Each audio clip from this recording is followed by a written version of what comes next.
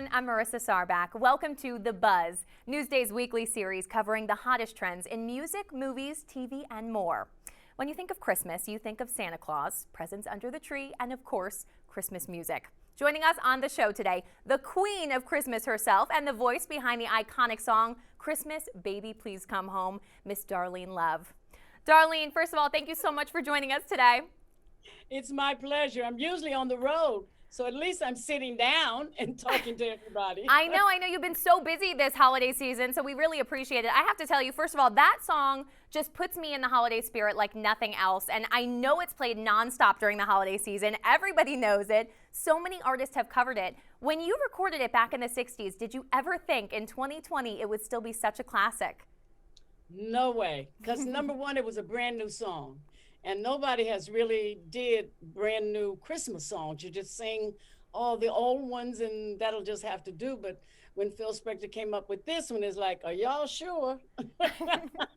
But the more we heard it and the more we were doing the recording and Phil adding everything to it, we got through with the session and everybody was just sitting around in amazement because we thought the song was so great. You knew it was a hit right away.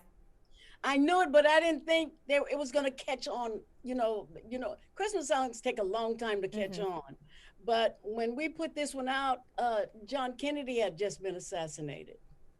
So Phil Spector pulled it back, and then he didn't put it out again till the following Christmas, and it didn't do that well. But in I think it was 72, when he went to Europe, he re-released it. And it just took off. Isn't that amazing? You really never know with anything. And I know, Darlene, with COVID, you have not been able to be on physical tour this year, but you do have something else up your sleeve. Can you tell us about the virtual Christmas concert you've been doing?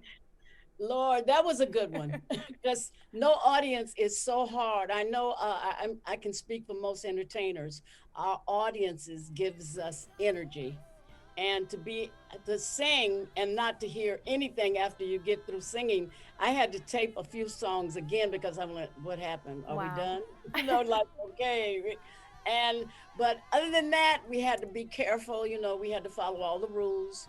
It was different for us this time because mostly all the ladies dressed in the same dressing room. But we all had our little corner and we couldn't go into anybody's corner. We had to talk from a distance. But it really came out great. I was so proud of it. This was my first endeavor to try to do a pay-per-view for all my fans, but it worked out great. They're really watching it and they're so happy about it that they can still be with me at Christmas time. And the comments are, well, we're loving it. It was really great, but I sure hope next year we can see you in person. That honestly must be so nice to hear. You really do make everybody's holiday season. It must have been such a great feeling to get back on stage as well, to be performing again, even without the audience there. It really was. It's amazing. Physically, I'm in pretty good shape, but you don't realize your voice is a muscle also. And I hadn't sang in over a year. And that was the hardest part. It took us 14 hours to tape this. And for somebody that's singing every year around this time, my voice is very loose and don't have any trouble with it. But I started singing. I went, wow, this is tougher than I thought it was going to be. Do you think having an audience there also helps you kind of push through it and that gives you the adrenaline rush? Oh, definitely. Definitely. Because after you finish the song, they're either going to like it or they don't. So they show you how much they love it and appreciate you doing these songs, especially the Christmas songs. They just love Christmas. The songs that I get now, because I'm hearing more comments than ever, on the screen about how they love Christmas Baby and how it lifts their spirits. So that really makes me happy that we did the pay-per-view.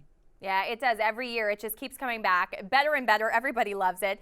And Darlene, since we've been in quarantine, most people have been proud of themselves for either changing out of sweatpants or just leaving the house some days. You, on the other hand, have been extremely busy. In addition to the virtual Christmas concert, you're in a new Christmas movie on Netflix right now, which I adore, Christmas Chronicles 2. I want to play a quick clip from that so everybody can see it.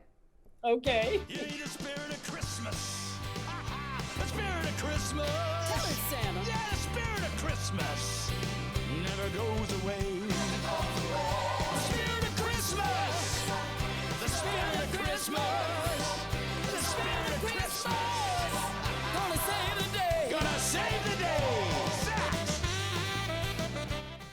Did you have as much of a blast as it looks like you're having as much of a blast? We had so much fun because we were stuck in this airport, about 1,000 people. Thank God we hadn't, the COVID hadn't hit yet. And so it was a lot of fun. I was the information lady. And, you know, people want to know when their flight is going to leave. So it was crazy right up to that point. But when we started the song, everybody like, oh, okay.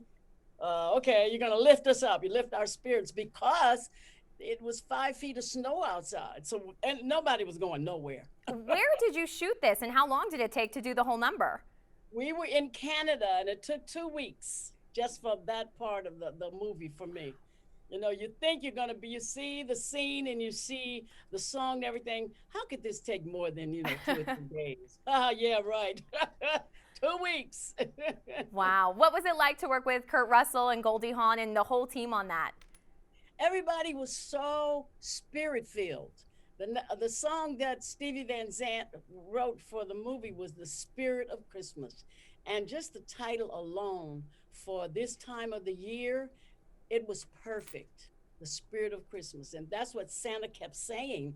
We need the Spirit of Christmas. And he is so great. I mean, he's funny. He's a lot of fun to hang out with. So, it was great. I didn't do any scenes with Goldie. With Goldie. Mm-hmm. Just with him and the kids. So it was really great.